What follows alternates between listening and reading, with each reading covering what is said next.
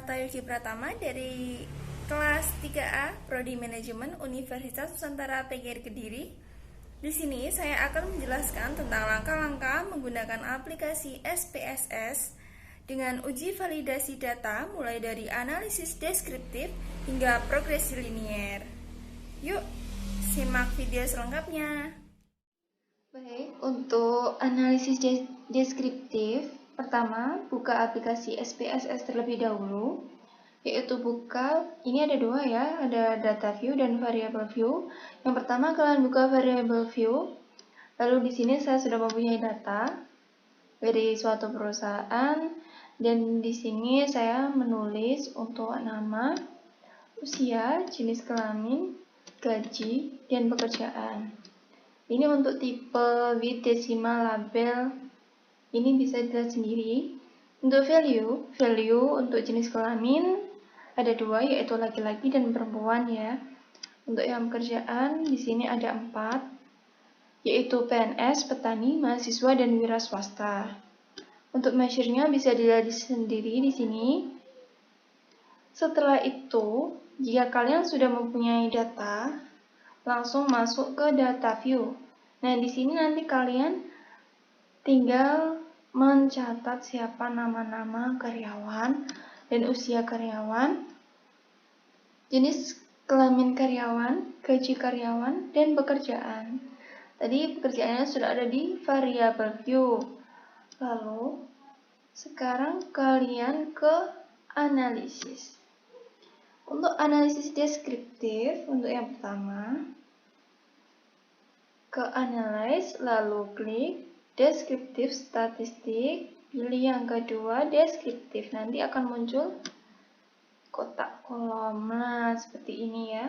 Ini sudah saya pindahkan semua, lalu klik OK. Nah, ini sudah muncul ke outputnya untuk deskriptif. Lalu yang kedua, kita klik lagi ke analyze, deskriptif statistik, lalu ke frequencies. Di sini sudah saya masukkan semua. Klik OK. Nah, di sini sudah muncul output untuk frekuensi atau tabel frekuensi. Bisa dilihat sendiri. Nah, ini sudah semua ya. Ini kalau bisa untuk data, usahakan data yang sudah valid agar lebih memudahkan kita untuk memprosesnya. Baik, kita memasuki uji validitas dan reliabilitas. Yang pertama yaitu uji validitas instrumen. Di sini peneliti mengumpulkan data kepada 30 responden dengan menyebarkan angket yang terdiri dari 5 pertanyaan. Bisa dilihat ya, di sini ada X1, X2, dan Y. Untuk X1.1, ini nanti dijumlahkan, X1.1 dijumlahkan sehingga X1.5, nanti jumlahnya bisa diletakkan di tabel X1. Untuk lebih gampangnya nanti kalian bisa klik di atau bisa mencatat untuk data-datanya, bisa dicatat dahulu di Microsoft Excel agar penjumlahannya lebih gampang. Lalu untuk yang pertama yaitu bivariate person. Di sini kalian klik analyze, pilih correlate, lalu pilih bivariate. Oke. Untuk X1.1 hingga motivasi atau X1, kalian bisa copy ke variabelnya, lalu nanti klik OK. Nanti akan muncul tabel output correlation. Ini ya, seperti ini.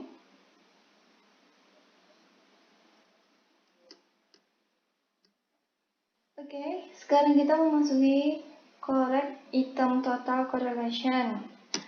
Dan di sini konsep yang digunakan dalam uji ini tetap korelasi antar item dengan skor total, akan tetapi skor totalnya terkoreksi dengan item yang diuji. Nah, sekarang kita memasuki langkah pengujian. Klik analyze seperti tadi ya. Lalu pilih scale. Di sini scale, lalu reliability analysis. Klik ya. Ini yang bagian X1.1 sehingga X1.5 di copy ke item, lalu pilih, jangan di oke dulu ya, statistik yang scale if item delete ini dicentang. Nah, udah, lalu continue. Oke. Setelah itu klik oke, nanti akan muncul outputnya seperti ini. Kita memasuki yaitu uji reliabilitas. Untuk langkah pengujian yaitu pilih ke Analyze, langsung saja ke Scale, sama dengan yang tadi ya, hampir sama. Klik Reliability Analysis. Sudah ini aja ya, yang X1.1 sampai X1.5. Lalu langsung saja klik OK. Nah, di sini outputnya sudah muncul untuk uji reliabilitas.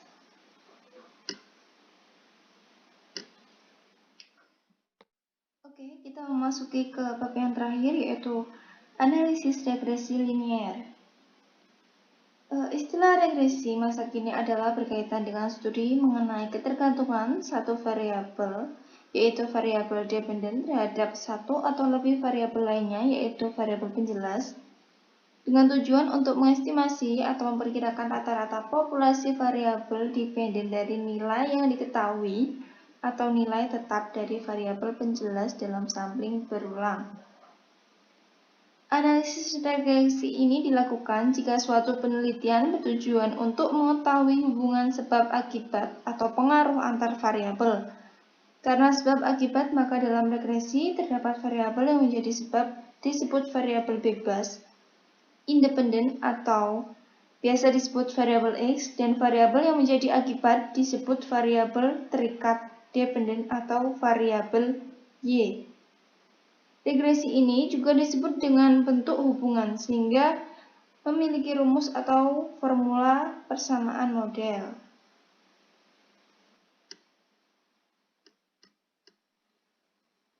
Oke, langsung saja ya, kita langsung praktek ke aplikasi SPSS-nya terkait dengan analisis regresi linier.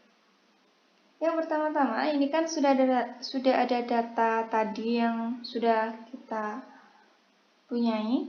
Lalu langsung saja klik Analyze, pilih Regression, lalu pilih Linear. Nanti akan muncul kolom seperti ini untuk variabel X nanti dimasukkan ke yang independen. Jangan lupa ya, yang ke independen. Untuk variabel Y-nya, di sini kan ada kinerja karyawan. Kinerja karyawannya yaitu variabel Y.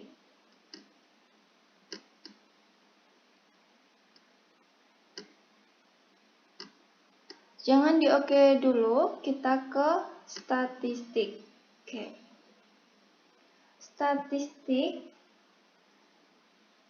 Nanti kalian centang yang model fit estimate. Ini ya, dilihat dulu.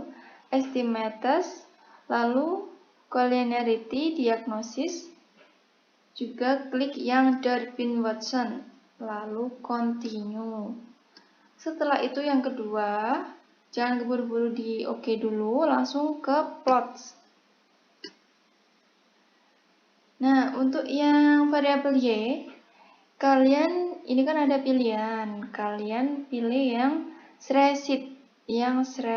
Ini bisa dilihat ya di layar. Untuk yang variabel X, zipred. Oke, lalu centang yang di bagian standar, kalian centang bagian normal probability plot, lalu continue. Setelah itu baru kalian oke. Nanti akan muncul output SPSS-nya.